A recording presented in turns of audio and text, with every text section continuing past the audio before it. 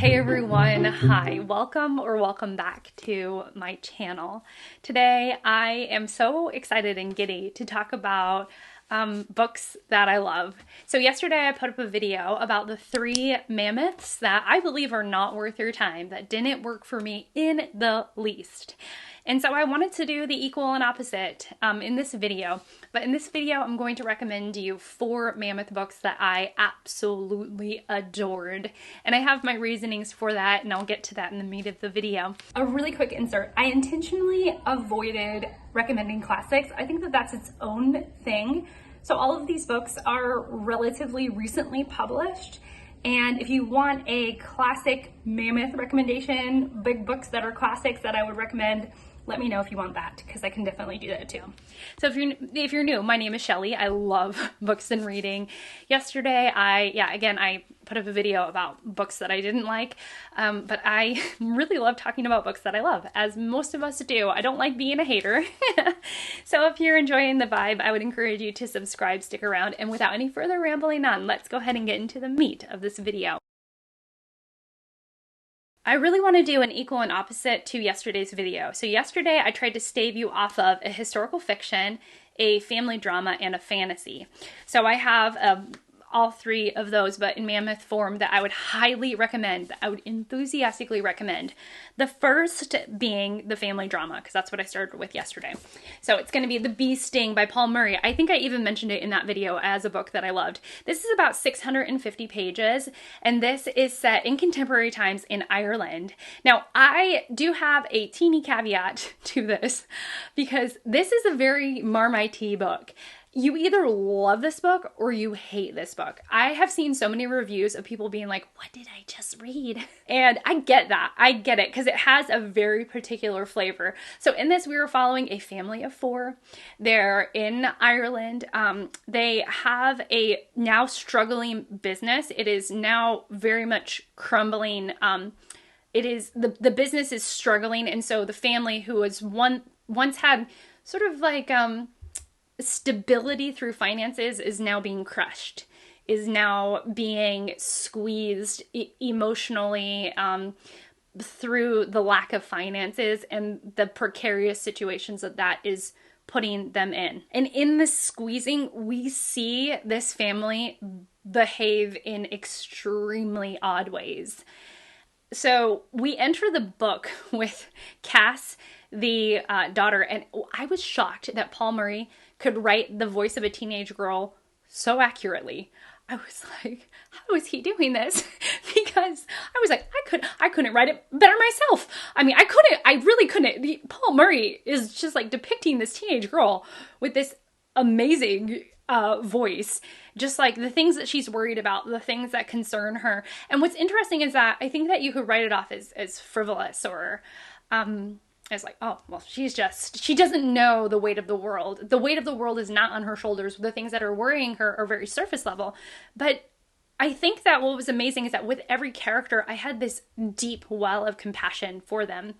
I truly and genuinely felt sorry for all that they were going through, even though I didn't always agree with their choices, even though there was very unlikable moments for each and every one of them. Each one, and we get each voice. So we get the teenager, Cass, we get the younger brother, I think PJ, Imelda, the mother, and I forget the dad's name, actually. Dickie. We get all their voices, and so the style changes based on whose voice, whose head you're in, whose perspective you're following, which I loved, by the way. And we just get more about this family and their past and how they got to this point and how they're reacting to this stress. It is so good. It is so good. This was my favorite book of last year, and it's so good. But again, it's very polarizing. You either love it or you hate it, and I don't think there are very many people in the middle. We're really talking about financial hardships in this video. So the next is Sarah Waters' The Paying Guests. So we're in 1922. We're in England, and there is a mother-daughter duo living in this house that they can no longer afford to maintain. The main protagonist is Frances, and what they decide to do in order to maintain their finances and be able to live in this house, this rather large house, is that they decide to rent the upstairs room to this couple.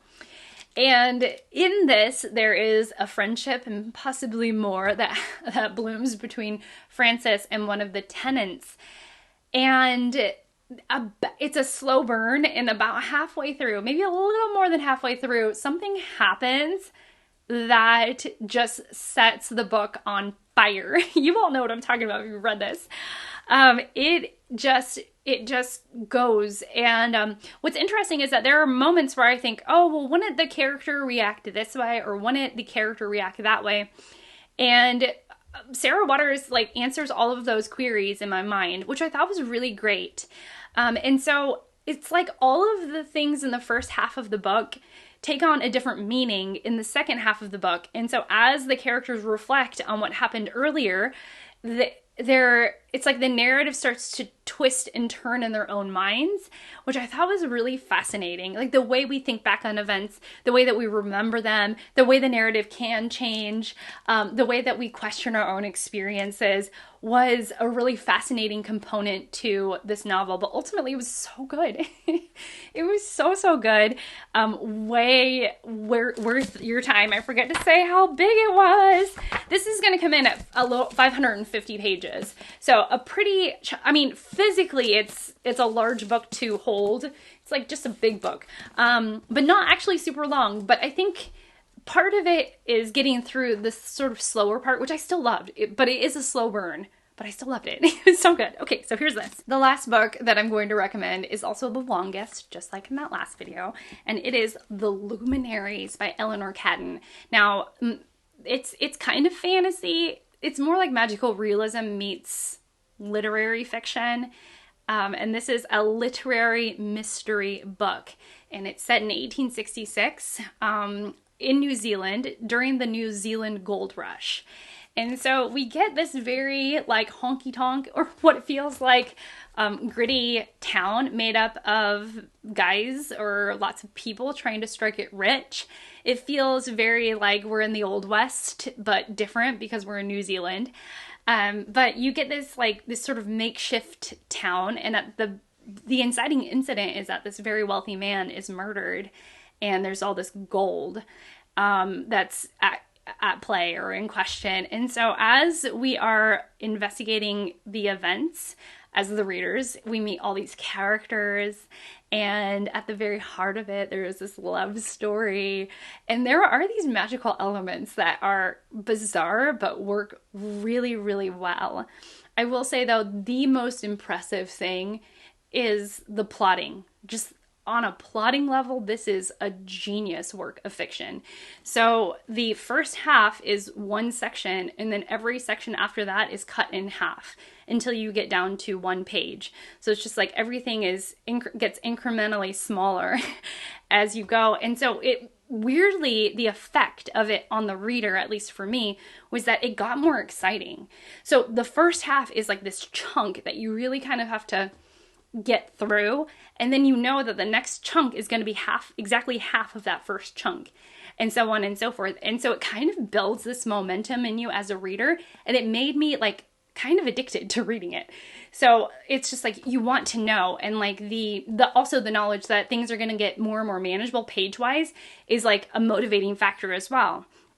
But this was brilliant. I don't want to do this, but I'm like, if somebody did a plotting video of this book, it would be so complicated and so genius, because the plot points, they're not understandable. They all work out, which is amazing, but it's also there's so many just intricate plots on a plot map that just makes this book so complicated but so genius to read. Now, since I did recommend The Bee Sting, and I know that that's probably my most like controversial recommendation, I don't think it's for everybody. I really, really don't. And I get why people don't love it. So I have an alternative. I'll have an alternative recommendation, and it is going to be a nonfiction book. I'm sorry, I'm trying to see the page numbers, and it comes in almost at 600 pages, and it is Katherine the Great by Robert K. Massey. This is a biography of the Katherine the Great, the Tsaress of Russia, and it is a brilliant piece of nonfiction. It is immensely readable. If you're like, I just don't know if I'm a nonfiction reader, I don't know if I can get into biographies, I just don't think that's me, I would say try this. It is immensely readable. It is so, so good. And what I love about this is that we get a very sympathetic look at Katherine and her childhood and the way that she was treated when she, marries into Russian royalty. But also we get this, we get growth, her growth as a person, as a character, if you will. So it's weird because I'm a very character-driven reader. This is an extremely satisfying book for the character-driven reader in me, because we see the people that influenced her, the people that she came to trust and why she came to trust them. But also, Massey is this amazing author where he literally will leave you on cliffhangers. At the end of a chapter, you're like, wait, what happened? What's going to happen? And it's almost bizarre because there's this like motivation. You're like, oh, did they put the fire out? Wait, that thing collapsed? What happened? Who survived? Who died? You get like genuinely interested in these historical people. And Massey does such a great job getting you interested in those people. This was such a good read. It was such a joyful and interesting read. And Katherine herself is a fascinating person to read about. Super influential for many reasons. Had a love for the arts, which is my love as well, and was just in so many ways brilliant, just a brilliant person. And it doesn't have that kind of like, she can do no wrong. I mean, she was a flawed person as well, and Massey presents that to you. But overall, it was so good. It was so good. And so if you're like, Shelley, the other three, they're not really for me, then if anything, try Katherine the Great. Just try it. I implore you to do so because it is just so good. So that is it. Those are the 4 mammoths I do recommend you read. I really appreciate y'all being here and spending this time with me, and I hope to see you all in my next one. Bye!